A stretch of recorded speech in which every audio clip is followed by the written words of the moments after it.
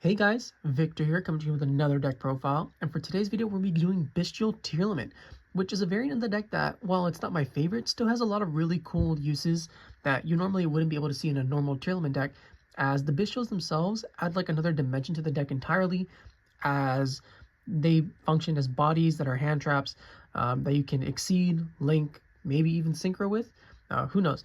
But I just really wanted to showcase this one today, so with that, let's just jump straight into it.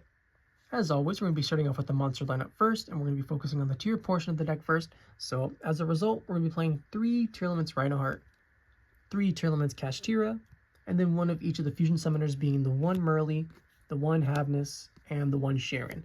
Really straightforward, really standard stuff. Not much needs to be said. You're basically just maxing out on each copy to ensure that you're as consistent as possible. But yeah, maybe you can play 2 Reinoheart because it's not as important in this deck, but I just feel like 3 should be played in most situations. Then for the Bystial monsters, we're playing 3 Bystial Lubellion, and I really wanted to max out on 3 Bystial Lubellion just because it does a couple of things, right? So it ensures that you have access to one of your level 6 monsters, and you may be saying, well, if you just want to have access to a level 6 monster, why don't you just play more Druiswurms or Saronirs?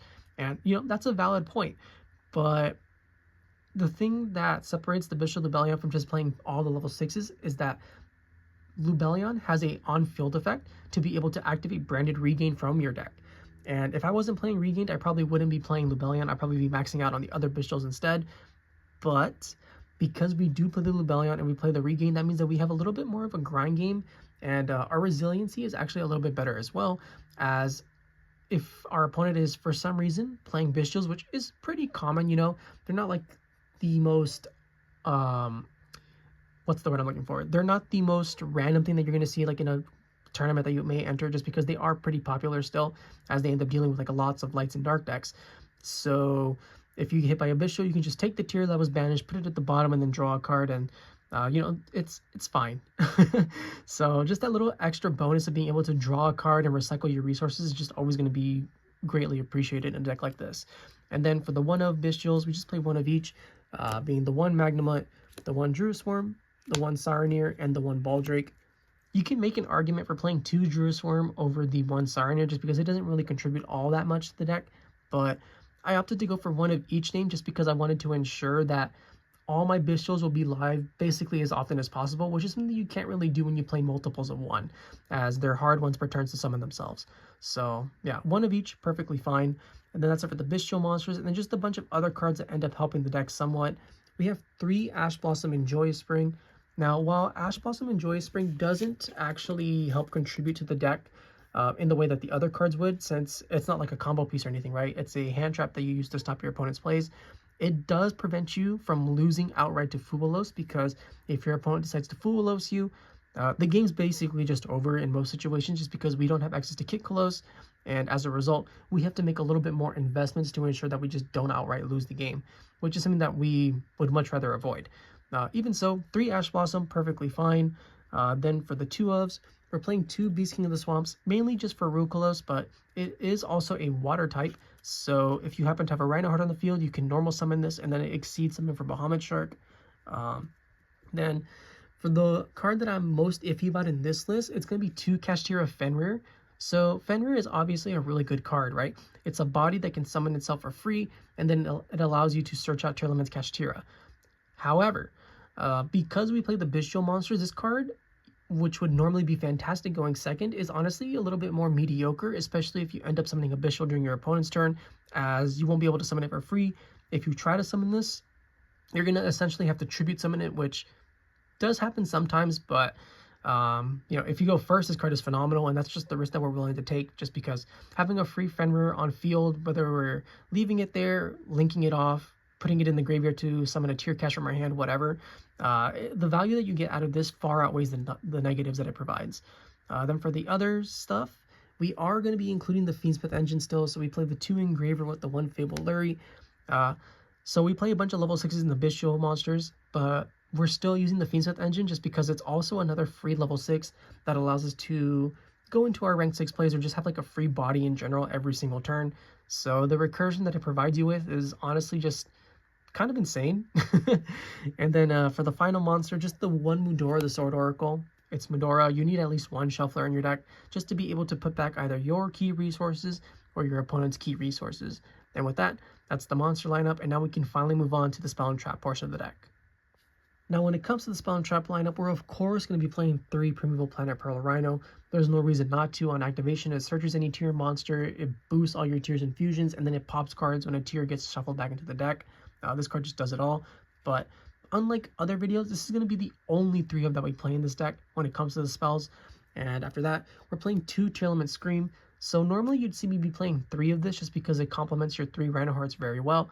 But because of the Bystials and the Fiendsmith, for example, I feel like we have enough gas already that we don't really need to rely on the 3rd Tearlaments Scream.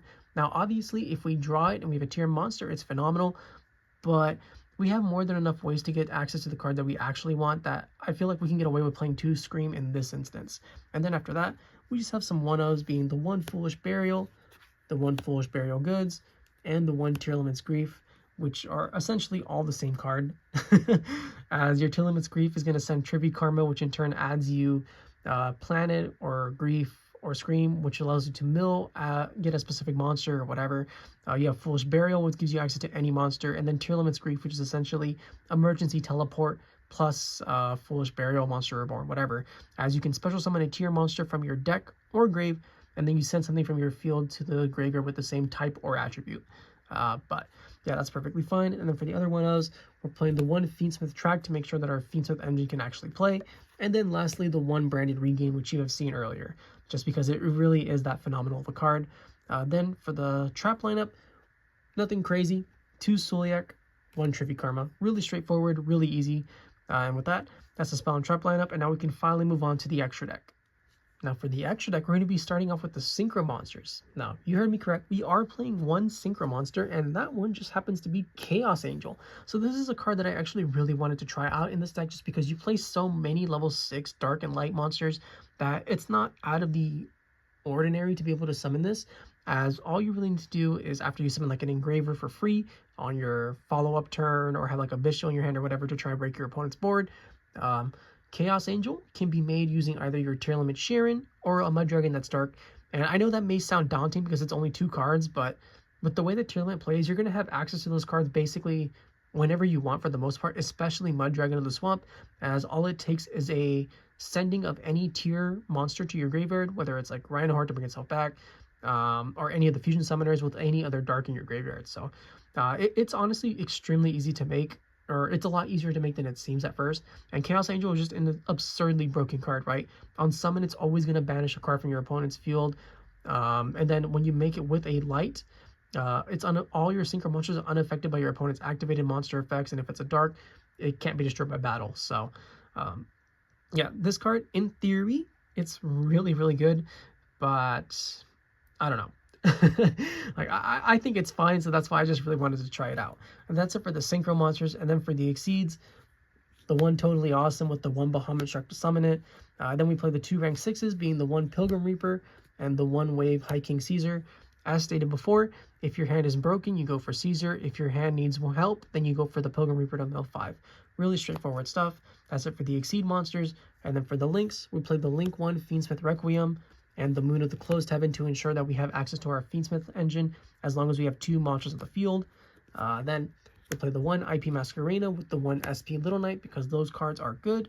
And that's it for the Links. And then for the Fusions, we play the 1 Necroquip Princess so that we can go into our instant rank 6 using our Fiendsmith engine. The 1 Mudragon of the Swamp, the 1 Guru Wings of Resonant Life, the 1 Predaplant Dragos Stapelia, the 1 Tearlaments Reinoheart, and the 1 Tearlaments Heart. So for the most part, pretty basic stuff, just some really few oddballs in the form of like Chaos Angel, but outside of that, it's basically Tearlament as you know it. So with that, that's the deck profile. I hope you guys enjoyed it. If you did, please feel free to like, comment, subscribe, and I'll catch you guys next time. See ya!